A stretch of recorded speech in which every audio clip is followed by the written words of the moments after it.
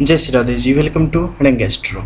आज हम बात करेंगे कुछ ऐसी स्थिति के बारे में जो अगर आपकी हथेली में है तो ये दर्शाता है कि आपको कोई भी किसी भी प्रकार से आपका ब्रेन वॉश कर सकता है, आपको अपने जाल में फंसा सकता है, आपका मिसयूज कर सकता है और आप जान भी नहीं पाएंगे कि आपके साथ क्या क्या हो गया।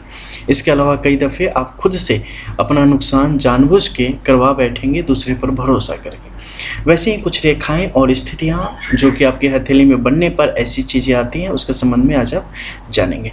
सबसे पहले आपके हथेली के इस मध्य के क्षेत्र में, यानी कि बिल्कुल ठीक यहाँ पर चंद्र और शुक्र के मध्य में, ऊपर से अगर आप देख ले तो राहु आ रहा है, नीचे से केतु आ रहा है। इस बीच में कहीं भी अगर ब्लैक सिंबल किसी भी लड़की या लड़के की हथेली में है तो उन्हें काफ़ी ज़्यादा बच के रहने की आवश्यकता होती है। किसी पर भी भरोसा करने से पहले अच्छी तरह से आइडेंटिफाई कर लेना आपके लिए आवश्यक होता है, नहीं तो आपका कभी भी मिसयूज हो सकता है और आपको किसी प्रकार से धोखा दिया जा सकता है। ऐसे लोगों का मन स्थिर नहीं होता। अगर आपकी हथेली में है तो खुद आप देख सकते हैं। आप किसी भी फैसले पर, किसी भी बात पर लगातार अड़े हुए नहीं रहते हैं। आपकी बात हमेशा बदल रहे होते हैं, आपके विचार हमेशा, जो विचार है वो हमेशा डगमगा रहे होते हैं और कहीं ना कहीं विपरीत लिंग के प्रति जो आपका आकर्षण है वो नित्य तीव्र से तीव्र होता चला जाता है।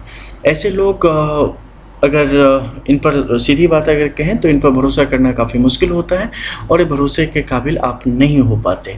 तो अगर आपकी हथेली में ऐसा कुछ है तो निश्चित तौर पे आपको खुद पर काम करने की आवश्यकता यहाँ पर है।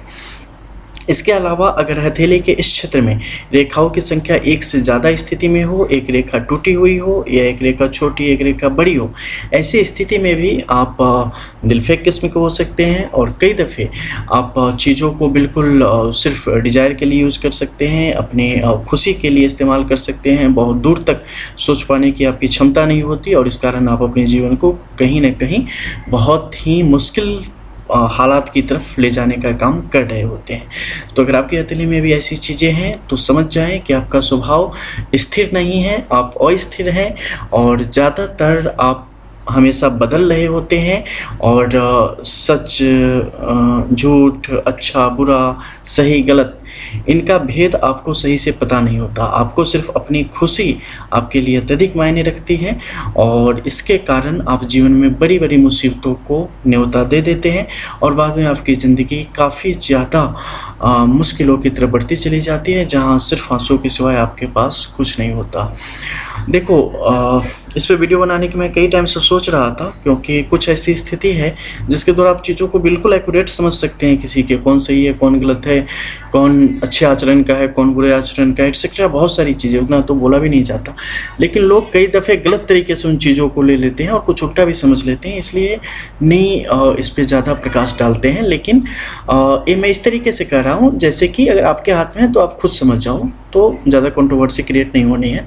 तो अगर ये है तो अपने तरीके से समझ जाओ। इसके अलावा अगर मस्तिष्क रेखाएं यहाँ पे हद से ज़्यादा नीचे की तरफ रेखाओं को छोड़ने का काम करेगी तो ऐसी स्थिति में भी ये आपके मन की उद्विग्नता को बढ़ाने का काम करेगी।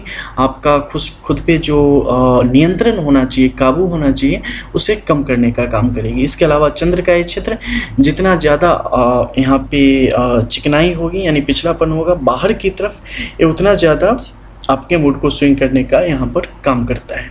इसके अलावा हृदय रेखा में बहुत ज़्यादा अगर रेखाओं की जोड़ तोड़ यहाँ पे होने लगे तो ऐसी स्थिति में भी ये आपको काफ़ी कुछ अलग बना देता है, जो कि एक सभ्य समाज के हिसाब से बेहतर नहीं होता है और आप कहीं ना कहीं गलत संगत की तरफ बढ़ते हुए चले जाते हैं। तो आपको इन सब पर अगर ऐसी कुछ भी स्थिति हो तो खुद पर काबू करने की आवश्यकता है और जीवन को सही तरीके से समझने की आवश्यकता आपके लिए पड़ती है।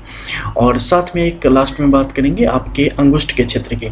जब भी किसी व्यक्ति का जो, माफ़ कीजिएगा, कनिष्का का जो ये क्षेत्र है, ये अगर बाहर की तरफ उंगली झुकी हुई हो तो ऐसी स्थिति में काफ़ी मुंहफट किस्म के और अपने मन की करने वाले ही लोग होते हैं। किसी की नहीं मानेंगे, किसी की नहीं सुनेंगे और जीवन में खुद के लिए बुरे से बुरी स्थिति को ले आने का काम करते हैं। तो चलिए, ये थी कुछ टॉप सीक्रेट। मिलते हैं फिर, तब तक के लिए जय जय श्री राधे।